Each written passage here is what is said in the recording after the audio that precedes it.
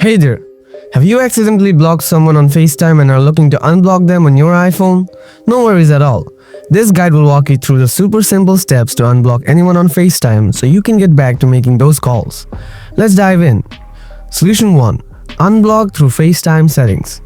First, open the Settings app on your iPhone. Then scroll down a bit. After that, tap on Apps. Next, keep scrolling down and tap on FaceTime. Scroll down again. Now find the section labeled Blocked Contacts. Tap on Blocked Contacts to see the list of numbers or contacts you've blocked. Look for the contact you want to unblock and tap the Edit button located in the top right corner. After that, tap the red minus icon next to their name or number and then select Unblock. Solution 2. Unblock through Contacts.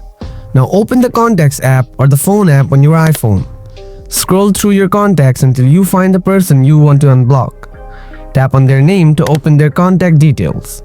Finally, scroll down and select Unblock this caller.